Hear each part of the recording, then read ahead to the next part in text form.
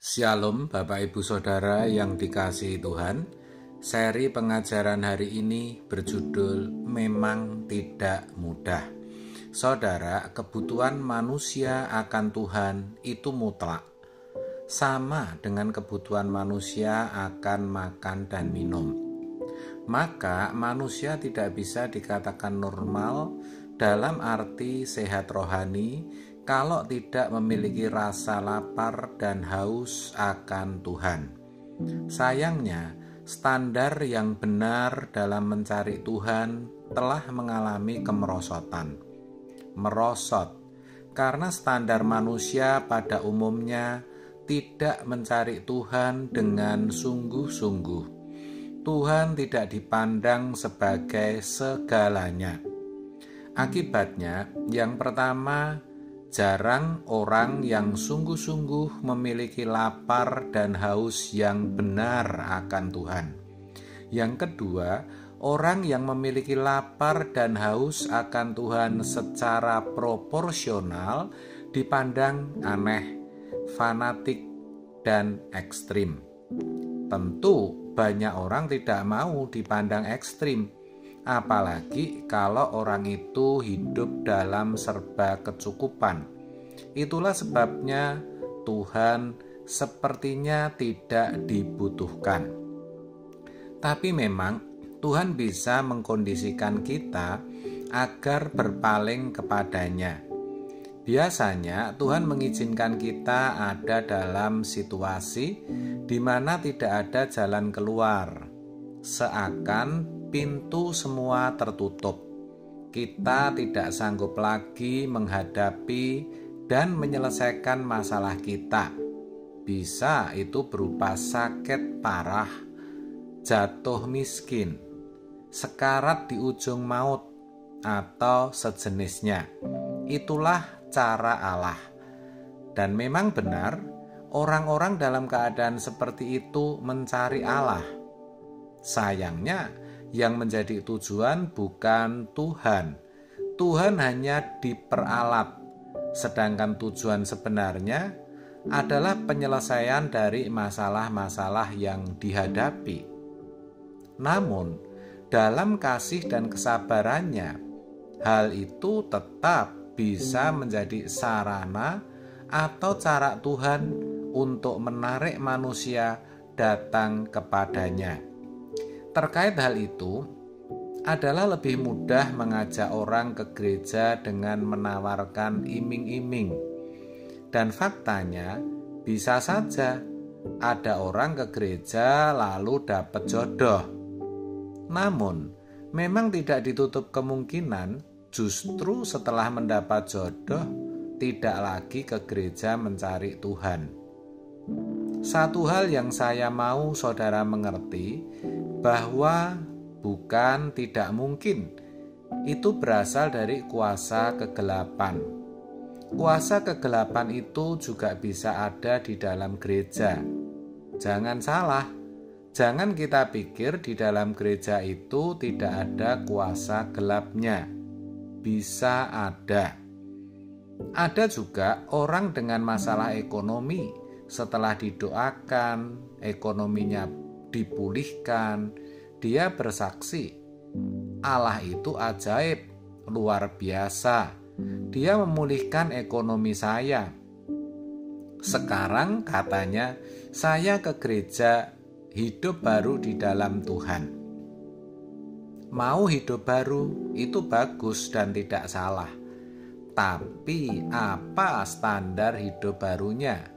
Karena dipulihkan ekonominya atau karena benar-benar membutuhkan Tuhan? Nah, seringkali kita tidak jeli membedakan akan hal ini, saudara. Itulah sebabnya bukti kalau kita percaya Allah itu ada, yaitu Allah yang menciptakan langit dan bumi, yang memiliki segala kuasa, kemuliaan, dan kerajaan, yang kepadanya kita akan menghadap untuk dihakimi, dan yang menentukan apakah kita diperkenan masuk dunia akan datang atau tidak. adalah ketika kita menjadikan Dia, yaitu Tuhan, segalanya. Sampai kita bisa berkata, sekalipun dagingku dan hatiku habis lenyap, gunung batuku dan bagianku tetaplah Allah selamanya. Siapa gerangan ada padaku di surga selain Engkau? Selain Engkau tidak ada yang kuingini di bumi. Kita harus sadar, saudara, bahwa hanya satu yang kita butuhkan dalam hidup ini, yaitu Tuhan. Hari ini mungkin kita aman tanpa masalah, tetapi kita tidak tahu ke depan apa yang akan terjadi. Jadi Tuhan harus menjadi segalanya dalam hidup kita, bukan sekedar agar kita bisa menghadapi kekacauan, kesulitan ekonomi, bencana, atau perang. Bukan begitu, tetapi karena memang hanya Dia yang kita butuhkan, yaitu Tuhan. Dialah segalanya dalam hidup ini. Tapi sekali lagi, tidaklah mudah, saudara, untuk memiliki rasa membutuhkan Tuhan dengan benar. Karena selera jiwa dan selera hidup kita terlanjur rusak karena pengaruh dunia yang begitu jahat. Padahal sebenarnya Tuhan telah menciptakan manusia dengan rongga kosong yang tidak bisa diisi oleh siapapun dan apapun kecuali oleh Tuhan. Manusia telah dikunci dengan keadaan ini. Jadi tidak bisa tidak, manusia pasti membutuhkan Tuhan. Walaupun demikian, untuk memiliki kehausan dan kelaparan yang benar akan Tuhan tetap tidak mudah, karena manusia sudah jatuh dalam dosa. Kita itu mewarisi gen manusia yang sudah rusak, belum lagi pengaruh dunia sekitar kita. Setiap kita punya kepribadian yang berbeda. Tetapi ingat, saudara, bagaimanapun Roh Kudus bisa menggarap setiap individu dengan kepribadian yang berbeda-beda itu menjadi sosok pribadi yang agung. Bagaimana Tuhan mendesain peristiwa-peristiwa hidup yang membuat kita menjadi seperti Kristus, yang mana akhirnya Kristus bisa hidup dalam diri kita.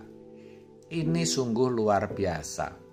Untuk itulah kita mesti rela mengosongkan diri untuk bisa dihuni oleh Kristus.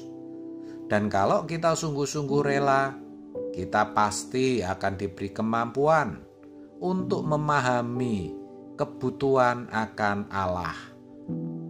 Kebutuhan akan Allah itu bukan sekedar agar moral kita menjadi baik atau sesuatu yang lain.